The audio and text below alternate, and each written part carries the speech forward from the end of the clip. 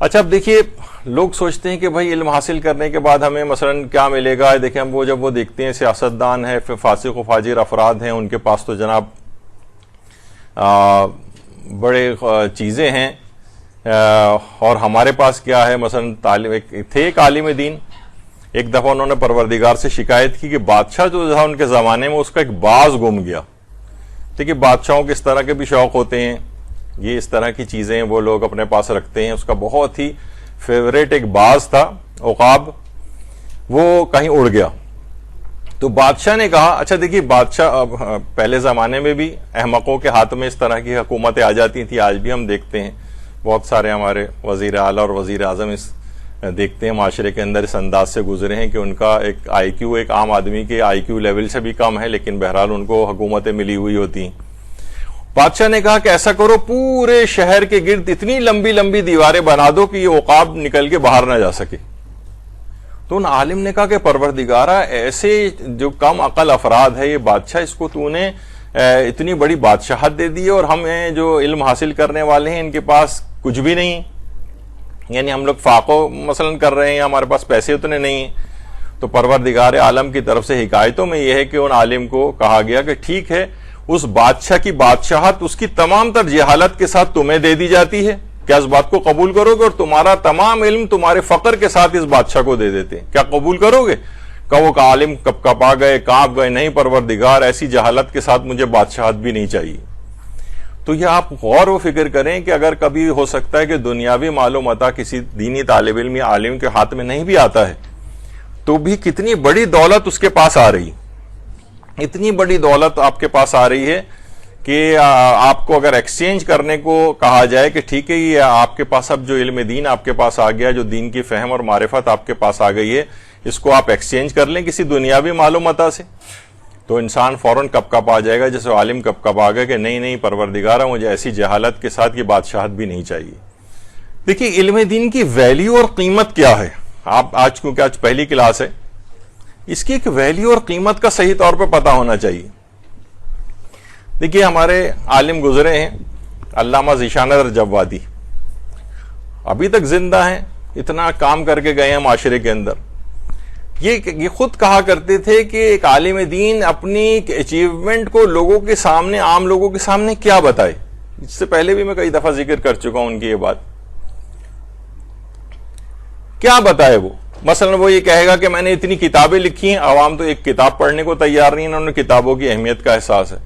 وہ کہے کہ میں نے اتنے جو ہے وہ مدارس کے اندر پڑھایا ہے بچوں کو, وہ کہے گا کیا ہوا الف زبر آ بے زبر با تے زبر تا, جو اس طرح کی کوئی چیز پڑھائی ہوگی, عوام کی نگاہ میں کوئی حیثیت نہیں ہے. یعنی جو بھی اپنی وہ اچیومنٹ لوگوں کے سامنے پیش کرے گا, لوگوں کے سامنے اس کی کوئی اہمیت اور وقت نہیں پیدا ہوتی ہے. یہی علامہ ذیشان جوادی, یہ اپنے جوانی کا جب ان کا دور تھا تو آیت اللہ سید محمد باقر الصدر کے خصوصی شاگردوں میں سے ہوتے تھے, اور مولانا غلام علی وزیری جو ہمارے مدرسے کے سرپرست اعلیٰ یہ بتاتے ہیں کہ جب یہ مدرسے میں ان کے ساتھ ہوتے تھے تو پوری رات, یعنی کسی بھی وقت ان کے کمرے کی لائٹ بند ہی نہیں ہوتی تھی, یعنی جب وہ اس کمرے میں ہوتے تھے, کیونکہ لگتا ہی نہیں تھا کہ شخص کبھی سوتا ہے. مسلسل جب تک یا تو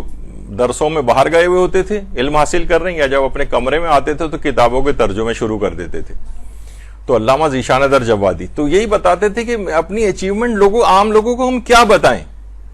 یعنی کہ ہم نے کیا حاصل کیا ہے. تو وہ جو حاصل آپ نے کیا ہے اس کی اہمیت عام لوگوں کو پتہ نہیں.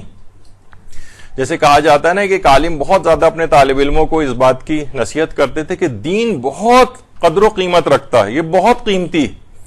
تو ایک دفعہ وہ طالب علم کا جوتا پھٹ گیا اور وہ موچی کے پاس گیا, پیسے تھے نہیں, کہا کہ تم ایسا کرو کہ اگر میرے جوتے کو بنا دو تو میں تمہیں چند فقہی احکام سکھاؤں گا. موچی نے کہا چلو چلو بھاگو یہاں سے, مجھے پیسے ہی چاہیے, مجھے یہ تعلیم دین اپنے پاس ہی رکھو. وہ اپنے استاد کے پاس آئے کہ آپ نے تو کہا تھا کہ دین اتنا قدر و قیمت کا حامل ہے, وہ تو کچھ ماننے کو تیار نہیں ہو رہا ہے. تو استاد نے پھر ان کو ایک بیش قیمت موتی دیا, کہا کہ جاؤ پہلے تم ایسا کرو, سبزی منڈی جاؤ اور کسی سبزی والے سے اس کی قیمت پتا کرو. وہ جو طالب علم تھا وہ اس موتی کو لے کے سبزی کی دکان کے پاس آیا, سبزی والے کے پاس, اور کہا کہ یہ موتی کتنے میں خریدو گے. اس نے کہا جو 3 لیمو پڑے ہوئے ہیں نا، لیمو پڑے ہوئے اس میں سے 3 لیمو اٹھاؤ، یہ لے جاؤ، یہ موتی مجھے دے دو، اس کی قیمت 3 لیمو کے برابر ہے۔ وہ واپس استاد کے پاس آئے، استاد نے کہا اب اسی موتی کو لے کے سونار کے پاس جاؤ۔ اب سونار کے پاس گیا تو سونار نے چیک کرنے کے بعد بتایا کہ یہ موتی تو اتنا قیمتی ہے کہ میں اپنی تمام دکان کا سونا بھی اگر تمہیں دے دوں نا تو اس موتی کی قدر و قیمت کے برابر نہیں ہو سکتا۔ اب یہ طالب علم دوبارہ استاد کے پاس آیا تو استاد نے کہا کہ دیکھو، ہر چیز کی قدر و قیمت اس کی منڈی میں جا کر لگتی ہے۔ سبزی کی قیمت سبزی منڈی میں لگتی ہے اور موتی کی قیمت سونار کی جو منڈی ہے، سونے کی دکانیں، وہاں پر لگتی ہے۔ علم دین کی قدر و قیمت یہ اللہ کی منڈی میں لگتی ہے، اللہ کی بارگاہ میں لگتی ہے۔ اللہم صلی علی محمد و آل محمد۔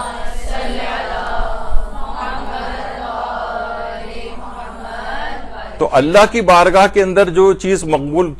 ابھی آپ نے سنا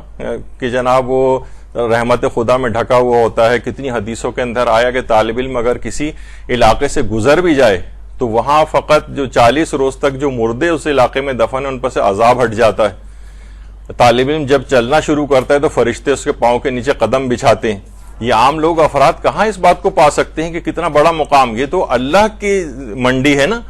اللہ قیمت لگائے گا آپ کی، اللہ نے قیمت لگائی ہوئی ہے آپ کی کہ آپ کا قدموں کا چلنا فرشتوں کے پروں کے اوپر ہوگا، آپ جہاں سے گزریں گے وہاں کے مردوں پر سے عذاب ساقط ہو جائے گا۔ طالب علم کو ایک صدقہ دینا گویا 70,000 اشخاص کو صدقہ دینے کے برابر ہو جاتا ہے، یعنی اس کی کوئی بھی مدد کرنا وغیرہ۔ تو یہ اس میں آپ وہ نہ کریں کہ جناب ہمیں معاشرے کے اندر ہماری کوئی حیثیت نہیں ہے، وہ دیکھیں وہ لڑکی تو میڈیکل کالج میں چلی گئی ہے اور وہ انجینئرنگ یونیورسٹی میں آ گئی ہے اور وہ جو جناب چارٹرڈ اکاؤنٹنسی کر رہی ہے اس کی تو معاشرے کے اندر بڑی آؤ بھگت ہو رہی ہے، اور میں ایک دینی طالبہ، مجھے کوئی پوچھتا بھی نہیں ہے اس لحاظ سے۔ تو اصلاً آپ اپنی جو قیمت ہے وہ غلط منڈی میں لگا رہی ہیں، آپ گویا کسی سبزی فروش کے پاس یا اس طرح کے افراد کے پاس، اصل تو قیمت آپ کی اللہ کی بارگاہ کے اندر لگنی۔